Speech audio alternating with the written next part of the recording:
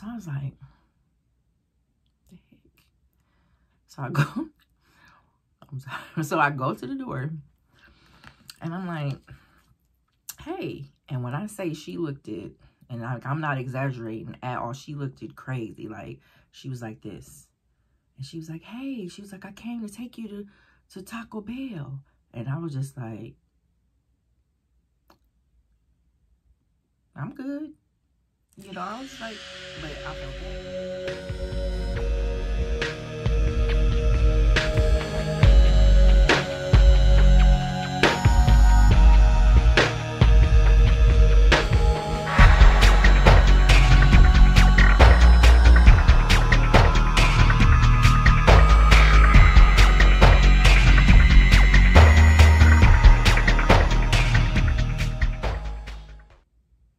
Hey you guys, and welcome back to my channel. I just want to welcome the new people who follow me. I want to say thank you. I appreciate the support. And today I have me just a light lunch. I got some pepperoni and cheese egg rolls, and I got some, I don't know, I just decided to try some like Italian dressing to dip with them, because I didn't want to open a big can of cheese just for this. So we'll see how that tastes. And actually, before I get started, I want to say I also seen the questions about my last post regarding being homeless in Atlanta, the story time. So I will make a video in response to those questions to that, and I'll probably try to do that soon. So but today I want to talk about, as you can see, my experience with someone with schizophrenia. So I don't like to drag on, because when I watch videos and they drag, I'll be like, come on, get started with the story. So I said I'm gonna just go ahead. So without further ado, this is my mukbang of story time. My experience with a schizophrenia person. Now, it started with me being a hairstylist, and I wonder how these gonna taste, because I cooked them in the air fryer. And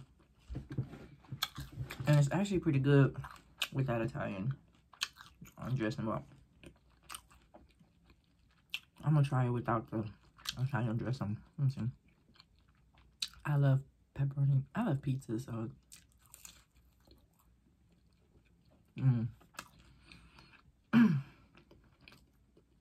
very good. Okay, so getting into this quick story, and it's not gonna take long, I promise. So I was a hairstylist, and of course, when you're a hairstylist, when you're doing hair, you meet all kind of people. So this is when I was living in Mississippi, and I had got a client, and she was a cool person, funny girl, but she was kind of like reserved, like, let me see how to describe it. She's basically a church going person. So she would come get her hair done frequently. Like, she was a faithful customer. She would come every Thursday, once a week, and get her hair done. So as she kept coming, we started getting close. And I'm actually cool. But around that time, I was a drinker. I didn't drink all the time, but if I went out, you know, because I don't even go out at this point in my life. But back then, you know, if I went out, I would drink. So she was a churchgoer, which I had no problem with that. Because at the time, like, when I was younger, I used to go to church all the time.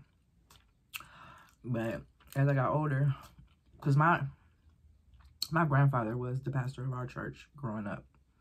So when you get used to a certain thing from your whole childhood, and then fortunately he passed away when I was a teenager, And then I tried to always find another church home, but I just could never get with that. But anyways, like, I feel like church is within us. It's a personal preference, and I'm not gonna get into that because I really don't like to get into religious conversations, but I wanted you to know that, like, this was she was just always talking about church, and like I said, it didn't bother me. I get it. And so we had started, like, she started inviting me to her church, and I would go. She started inviting me to lunch, and, you know, around her family. Not really her, like, her family, but, like, she had some relatives come in town at one point, and she invited me out to hang with them. And now that I think about it, when I did go out with them, she turned into, like, a totally different person during that. Who didn't smoke, didn't drink, didn't nothing. But when we went out with her family that night, she kind of loosened up, and she had a drink, and she was, you know, kind of like outspoken that night. But now it makes sense. So back to the story. So one night, like I said, she used to call me, and we would talk for a long time. But I would notice, like, if I wanted to get off the phone, she would be like, keep talking, you know, about something. So then another 30 minutes will go by or whatever, and I'll just be like, okay, I have to hang up on her. But it didn't bother me, because at that time I was kind of going through something, which I'll make a story time about that one day. Once my following, you know. So, you know, she was supportive, whatever. And in that aspect, somebody to talk to. And I was supportive of stuff she was dealing with, which I won't say, but I never thought, like, schizophrenia. So how did I find out? So one night she called me. And when I say, like, I had never experienced up close and personal with a schizophrenic person until this day. It was the first and last time. So she called me. And she sounded like a different person on the phone. It's like I knew the number, but it didn't sound like her. And so I was like, who is this? And she said, it's me, girl. You know, she started talking, but she still sounded like not her regular self. So I thought that was weird. So I was like, oh, I didn't recognize you. But she was just talking like this different person. And I can't really mimic it. Like, normally I'm good at mimicking people and mimicking stuff, but I can't mimic this. It was just different. So anyways, as we was talking, she was like, what are you doing? And I said, girl, I'm trying to find something to eat because I'm hungry and it's late though. I'm too tired to go out and get me something to eat.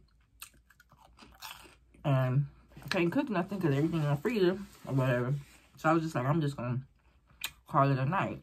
I'm probably eat these chips or something. Like, I was joking. Because I wasn't, yeah, I could have ate, but I wasn't starving. Like, it wasn't that serious.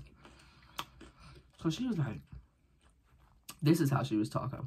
Because, like, went from a normal person that I know to this is how she was talking. Oh, wow. So you haven't ate. You need to go eat something. And I was like, oh, no, I'm fine. You know, she was just like, no, you should go to Taco Bell. You should. Because that's what I said. I was like, I kind of want some Taco Bell, but I don't feel like going there. So I'm just going to chill out. She was like, no, you should go to Taco Bell. You should eat something. And she was just talking so weird. And I was just like, I'm finna get a phone with her. I said, no, I'm fine. I said, well, I'm finna go to sleep. I'm tired. I said, have a good night. So she was like, okay, but you need to eat. You know, Taco Bell isn't that far. And she just kept talking weird. So I'm like trying to get a phone. So anyways, I end up somehow getting off the phone with her. And a few minutes later, not a few minutes, but as I was getting ready for bed and was about to sit down and actually watch TV and snack, I had found something to snack on. So it was like some bag of chips and some dip or something that I had. So I set that on the table, and I probably had got off the phone with her like maybe 8 minutes ago or whatever. 8 to 10 minutes. It wasn't long at all. And she was knocking at the door. So I was like, what the heck? So I go, I'm sorry. So I go to the door, and I'm like, hey. And when I say she looked it, and I'm not exaggerating at all, she looked it crazy. Like, she was like this. And she was like, hey, she was like, I came to take you to Taco Bell. And I was just like, I'm good. You know, I was like, but I felt bad because she done drove all the way over. And she didn't live close, but she didn't live close enough to get there that fast. Like, I feel like she was in a car or something driving while she was talking to me, because she got there too fast. So, because she had, like I said, I'm clueless to schizophrenia at this point. She just didn't look herself. So I was just like, well, I appreciate you coming all the way over here, but you didn't have to do that. Okay, but let me get my purse, and you know, I said, you're gonna take me? I was like, thank you so much, you know, you're sweet. And she was like, yeah, because you can't go to bed without eating. And I was like, no, I had some snacks. I was actually good, you know. So, now mind you, Taco Bell was a block from my house. She, when I get in the car with her, drives the opposite way. So I'm like, Taco Bell's right there. She said, no, we're going to the other Taco Bell. So I'm like, I'm thinking, and I thought about it. It is a Taco Bell that way, but it's further. So I was like, we don't have to drive that far. It's Taco Bell right here. She was like, no, we're going to the other Taco Bell.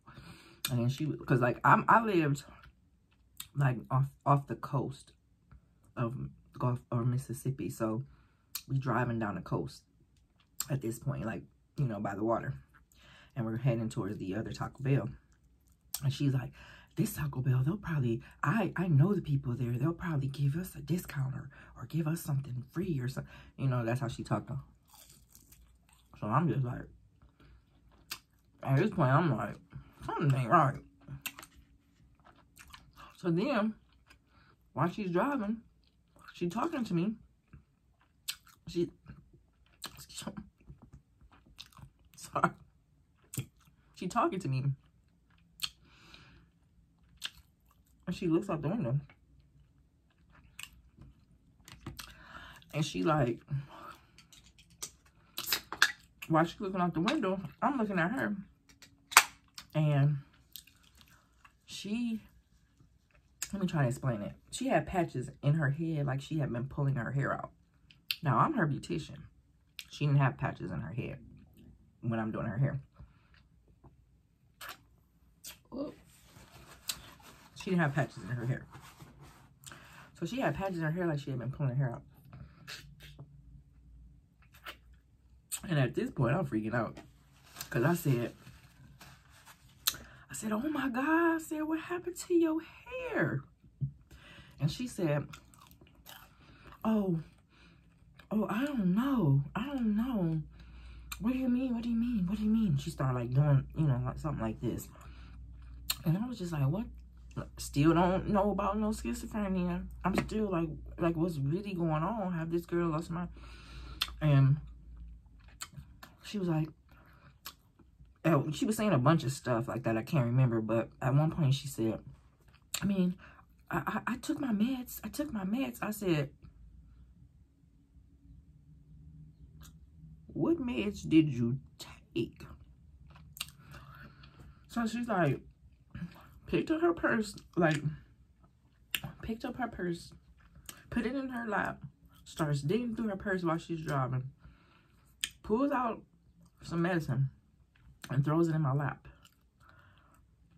She said, I took them today. And then I was just like, now I'm reading, to this day, I would have to look it up because whatever the name was on the meds, I was just like, I don't know what this is.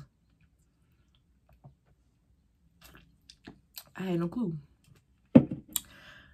So I got my phone and I started Googling, like, you know, like putting in the numbers to, I mean, the letters to, you know, the word. And I Googled it.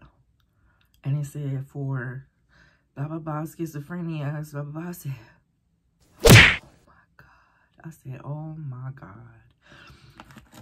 And at that point, I was so freaking scared. And at that moment, we were pulling up to the Taco Bell. Once I found out what was really going on, she pulls up. Some guy pulls into the parking lot. And I guess it appeared that he was trying to cut her off, which he really wasn't, because he had pulled up first. But she was coming this way. It was like, hold on. Okay, it was like, she coming this way in the parking lot. And he's coming this way in the parking lot. The line is here. The drive-thru is here. So she's coming this way, he's coming this way. Let me pull in. And she stops. He pulls up. Well, he gets here, I should say. And she pulls, like, about to hit him, like, blowing her horn and cussing him out.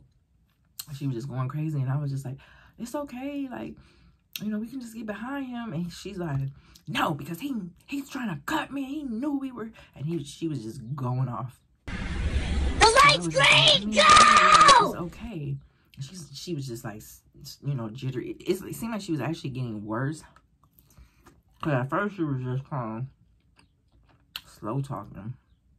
But at this point, she was full rage. And she's like, you know, like skidded off in front of him. And I'm just like, oh my gosh, do I jump out this car? So she ordered the food, like, what you want? What you want? Like that. And I just was like, 2 tacos. 2 tacos, that's it. So she's like, let me get 2 tacos. Let me get whatever she ordered for herself. So when we get to the first window, the lady tells her how much it is. And she takes the receipt. I see her take the receipt. And she says, I need a receipt. And then the lady was like, ma'am, we gave you a receipt. She was like, no, I need another receipt. And they was like, we don't give 2 receipts. And she was like, I need another receipt. And she was just going off. They were still trying to explain to her or whatever. And she just pulled off to the next window mad. At that point, I contemplated jumping out the car for real. Because I got so scared. And so I started, like, texting my aunt. Like, oh my God. I'm in a car with this girl. I just found out she got schizophrenia. Then my aunt texted me, like, how do you know? And I said, because she showed me her med bottle, you know. And then she's like, tell her to take her meds or something, she said. And I said, she was like, want me to call you or something? I said, no, don't call me. Because she's agitated right now and I'm scared. I'm like, I don't know what to do. I want to jump out the car. You know, I'm just texting my aunt, like, I think I'm going to jump out the car. But meanwhile, she's getting the food. While she's getting the food, I should have just exited the car. But I'm texting my aunt. She drives off, give me the food. So I'm like, convincing myself, like, it's going to be okay. She's finna take me home and that's that. So she's speeding now. Now we're back on the coast. And she's going towards my house. But she's mad at them. So she's speeding because like, they this and that. And people this and that. And she was just going off. And I'm just looking like, please don't let, I'm like, God, please don't let her drive us into the water. Because that's how furious that she was at that moment. And she was driving like she wasn't, like, you know how a drunk person, a person that's drunk would drive, she starts driving like that. And I told her, I said, can you slow down, please? I said, I'm kind of getting a little nervous. But she was just like, I drive, and whatever. Like, she was just going off. So I'm still texting my aunt, like, I'm so scared, you know. I'm like letting her know where I am and who I'm with, just in case something bad happened. Because I was actually on the coast living with no family there. So if something had happened to me, my aunt and my family was, you know, in another state. So basically, The good thing is, with all that happened, she ended up making it back to my place. And she parked. And she didn't even get the car in park. And I jumped out the car and was like, okay, bye, thank you, see you later. By the time I got back in the house, and probably it took her as long as it would take her to get home, she called me. I don't answer. So she kept calling back and back and back. So I said, let me answer. And she was like, I was just making sure that you was okay. Because I know, like, I pulled off and you weren't in the house yet. I said, oh no, I had my key, I'm fine. She was like, okay, because I got nervous. I'm glad I answered the phone, because she was like, I was going to come back, you know. But that was it. So pretty much after that, when she did call me again and she was normal, I kind of kept making excuses, because she was asking me to do stuff with her, asking me to, you know, go places with her, go to church with her, go to a restaurant, you know, same stuff that we were doing prior to them. She would even ask me, you know, to do her hair. And I just kept making excuses. And I would not answer my phone. And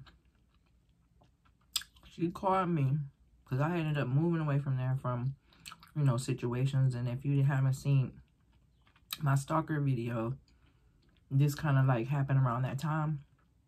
So I ended up moving from there or whatever for 2 reasons. And that stalker situation was one. But like I said, the other situation, eventually I will story time that.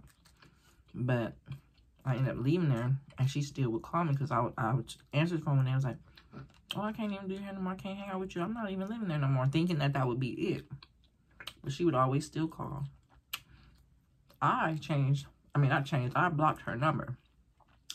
And she changed her phone number and started calling me again. It's like her calls would stop for a little bit. And I would block the number. I would think it was because I blocked the number. But then she would change her number and call me back. It got to the point that I just stopped answering numbers from that location altogether. That area code. It was like 2 different area codes, because it would be like a Mississippi one, and then it got to the point that it was an Alabama one. Area code. So I pretty much knew that if it was those, it was her. And eventually, I think the calls didn't actually stop. Like, she was still, like, it would be months would go by and then she would pop up again. And it didn't stop until I actually changed my phone number. And so now to this day, I don't know. Hopefully they don't see this, but if you do, I'm not making fun. It's just something, life experience that I experienced and wanted to share, because it scared me to death. After that experience, I started reading up on it, and I'm more educated on it now. So I get it. But with those type of situations, you just don't know what or how a person is going to act. So you can't really predict anything, you know, because it can go from little bad to extremely bad, you know, worse with those type of situations. So I just thank God for my mind. And you know, you can never know a person. You can't, because I would say it was months that I was talking to this young lady. Well, we're older now, but at that time, and hanging out and going different places with her before I had a clue that was the case. So I think that's why a lot of my situations in life have, I don't know if I was born an introvert, But I think a lot of my situations has turned me into an introvert because it's just certain stuff that I don't want to deal with, you know. Because I'm one of those people who went to school for criminal justice and used to watch a lot of crime shows. Like, I used to be obsessed with that kind of stuff, to the point where that's all I would watch because I liked crime movies, crime stories. And for more reasons than one, because like I'm a writer, so I love to write, but it's just, you know, it gets you to thinking. And I like movies, or I like stories that get me to thinking, crime stories, because like my younger self always dreamed of being a crime scene investigator, or a like some big detective. That's what I've wanted to do, you know, in my younger years. But as I got a taste of the field, I decided, you know, I'm not really going to get into that part of it, but just for a lot of reasons, me as a black female, I decided, because of life situation, that's not the way I wanted to go. Which, if I ever had the opportunity, you know, at this age, I probably would consider it, but I have other things that I want to do with my life now, you know. And as you follow me, you'll get to know me, and you'll get to know what that is. But yeah, I think that experience and other experiences what led me to just, I don't really deal with a lot of people a lot, you know. Like I communicate with people, and I have certain people that I deal with, but I'm very selective. I'm not just one of those persons now that can just meet somebody and be like, oh, we're best friends and let's go hang out and stuff. I tend to shy away from people that are like that. And everybody who like that is not a bad person. I'm not even saying a person with schizophrenia is a bad person. It's a mental condition. I get that. I'm not by no means on here to, you know, make a joke of it. Even though, because it was a situation for me, a scary situation, I had to find light in it by, you know, laughing about it a little bit. But I know that it's serious. So basically, that was my story time for today. I hope it was an interesting story. If you have had an experience with schizophrenia, or, I mean, even if you are a person who personally deals with schizophrenia, please don't take this video personal. And if you don't mind, or if you wanted to share something with me in the comments, you know, I would appreciate it. Because like I said, I do read my comments. I do read my messages. And I try to communicate as best I can. And right now it's easy to do because I don't have a bunch of following, like a big platform just yet. I will, because I won't stop. This is something that I've made a decision that I've wanted to do, and I know I enjoy doing. So we'll see. But I'll be looking forward to comments, and I'll try to post again soon. Champ out. But before I go, if you haven't, please like, subscribe to my channel, and hit that notification button so we can meet back together soon. Champ out.